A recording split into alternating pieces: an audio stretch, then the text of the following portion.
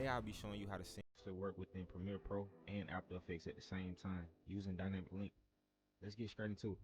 So today I got these clips pulled up to dynamic link from Premiere Pro to After Effects. So say if you wanted to do a transition from this clip to this clip.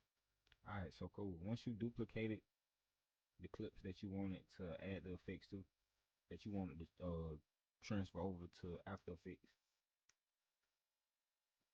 you will hit replace with After Effects composition for both clips. Save that. Alright, so cool.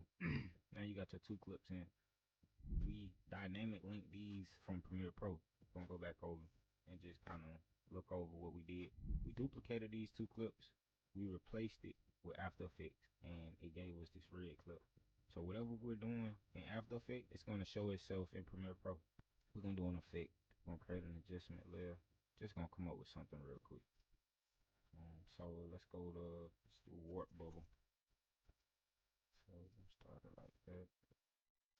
And we're gonna mess with the ZBs. So we're gonna hit U on the keyboard. 0, not 0.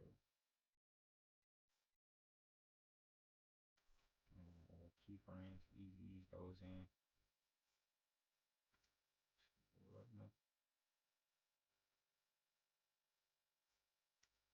Alright, smooth. Alright, so now let's go back to Premiere. And what I like to do sometimes as well, I kind of like to just render it out. But yeah, quick tip: when you're at After Effects, you can also turn your resolution down to a quarter to help it just play a lot smoother.